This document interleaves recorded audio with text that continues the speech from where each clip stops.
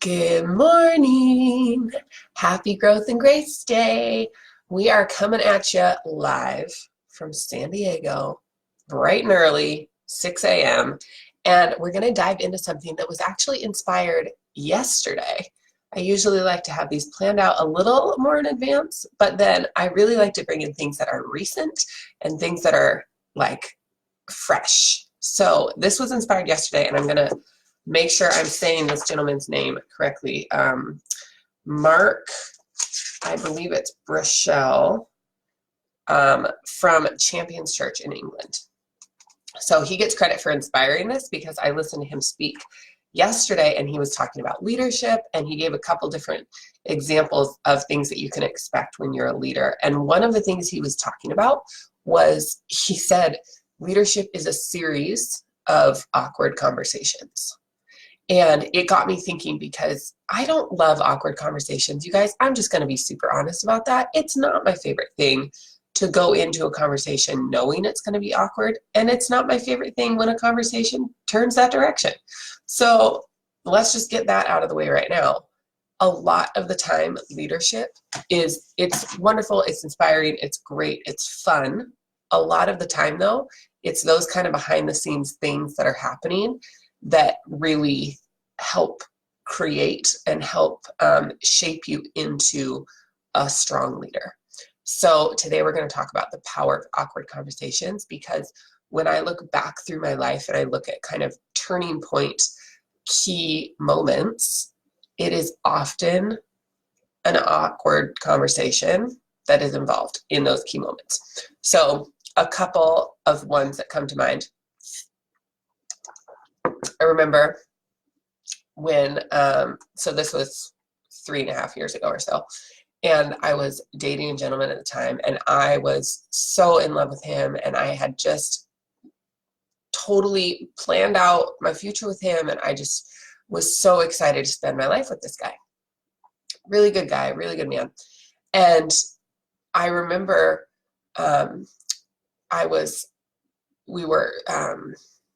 we had just come back from a trip, and I was going to be leaving. So we came back, and then the next day I was going to be leaving to drive back to go across the state where I was living. And I remember waking up, coming downstairs, and he was downstairs, and you just tell the tension is weird. And so it just felt like so uncomfortable, and you just knew something, like, maybe you don't know exactly what's going on, but you're like, something's up. This is weird. This is really uncomfortable feeling. And it was, sure enough, in that conversation that followed, the really awkward, tense energy, that he ended our relationship. And I was so devastated, and I was so just, like when you're planning your future and then something happens and all of a sudden the trajectory of your future totally changes because that person or that thing that you were planning on didn't happen. And so now what am I supposed to do? Like, I had my whole future planned this way, and now it's this way. Total trajectory shift in that awkward conversation.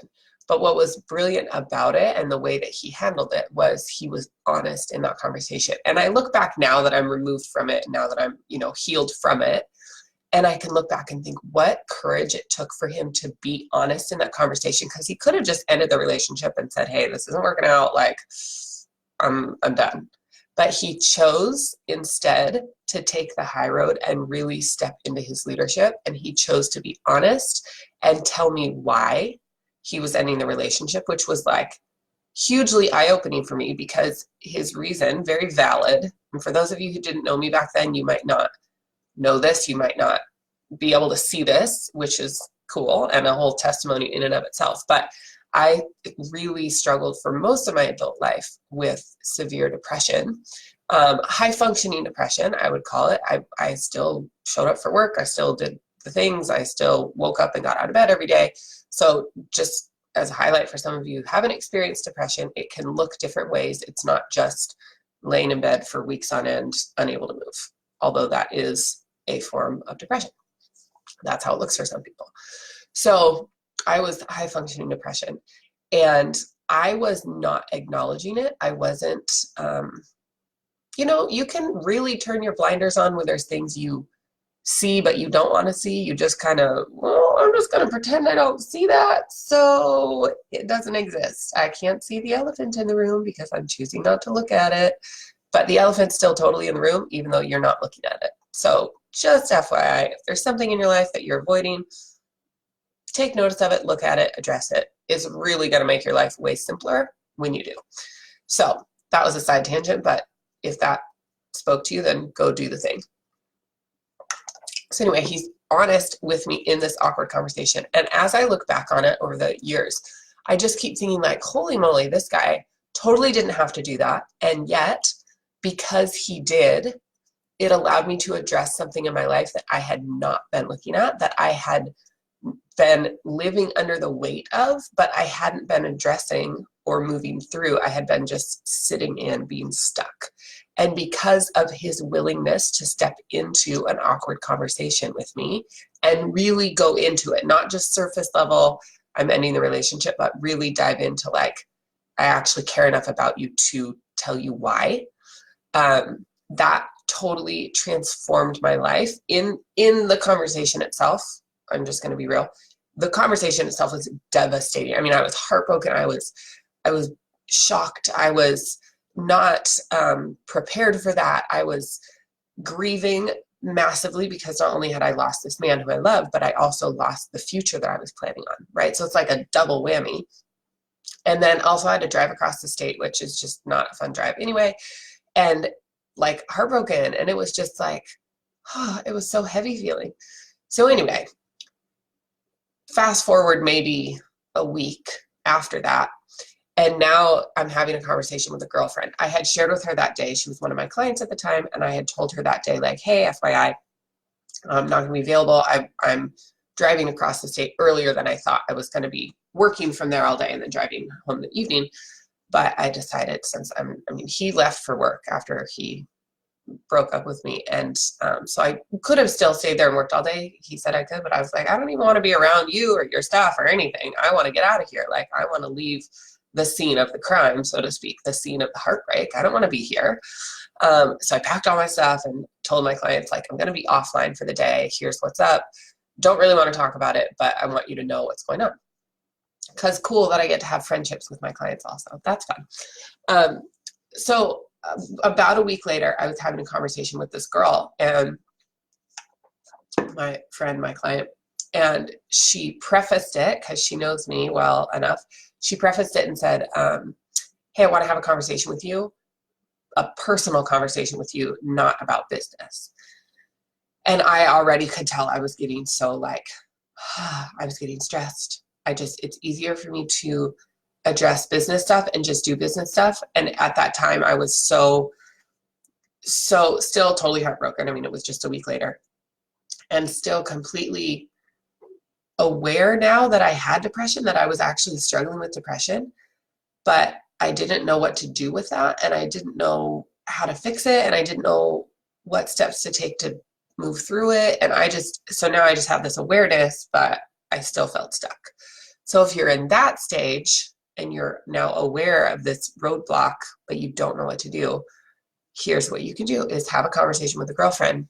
And she basically, I mean, it was an awkward conversation because it was uncomfortable, all this uncomfortable stuff coming up, all of this like, I don't know what to do about this, but this is all the stuff that's going wrong in my life.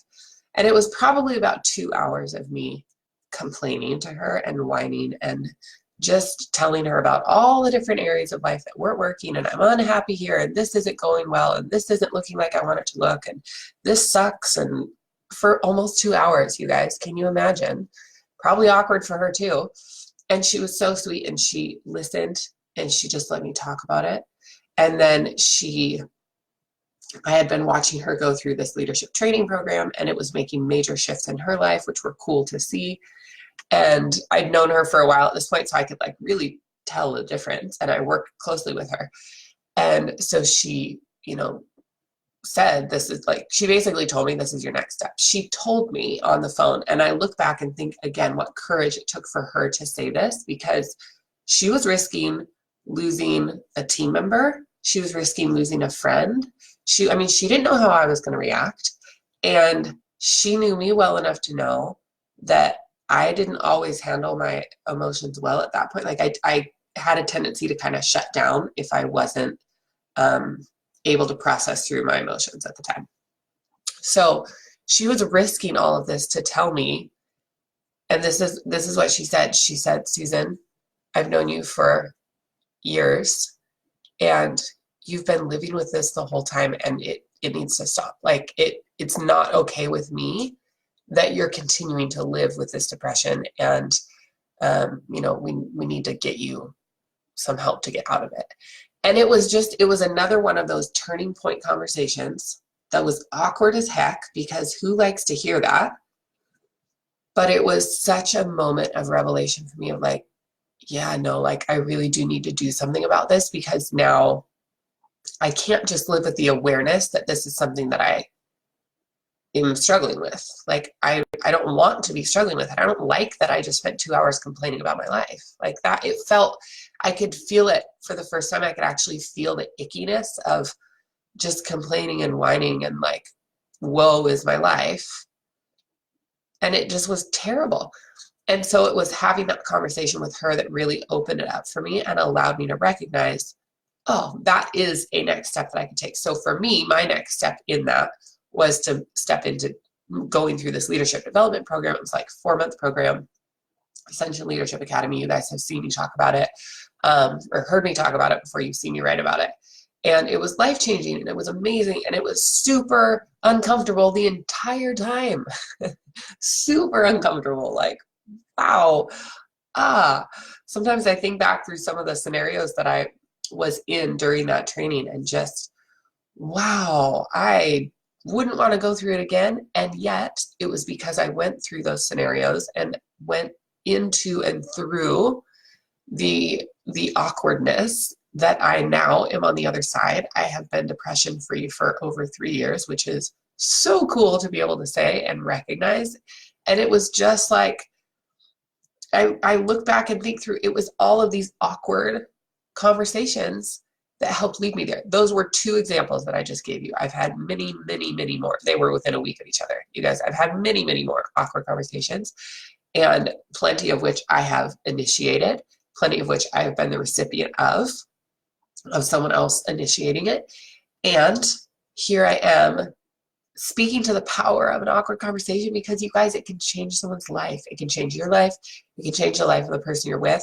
They don't always go well. I'm not going to pretend that awkward conversations always end with a huge hug and we're both on the same page and we love each other. That's not always the case. Sometimes awkward conversations blow up and you don't talk to the person again. Like it doesn't always look like rainbows and butterflies, but each awkward conversation has its place, and each awkward conversation can help be a stepping stone to the next point in your life and the next point in that person's life. But it takes us having the courage to actually have the awkward conversation. So go out there and have awkward conversations. Go talk with people. Go share with people in a loving way from a neutral place. Like, don't show up aggressive to anyone. That's not effective. But when you know that there's something coming up that you just like, oh, man, I need to talk about this. Oh, crap, I need to have that conversation. Go have the conversation with the person. It's not always easy, but it takes courage, but it is worth it. I'm here telling you, as someone on the other side of many awkward conversations, it's worth it. So go out there and be your awkward self. Have those conversations. And yeah, that's what I wanted to leave you with today. It's just that they are really powerful and they're worth it. So go out there and do it. And then before we wrap for today, just quick note, next week is Thanksgiving, so I will be taking next week off. There will not be Growth and Grace on Thursday the 28th. So you can wait on my page, but it's not going to happen. Not next week. So we will see you the following week in December. So until then, have a magnificent couple of weeks, and we will see you then. Bye for now.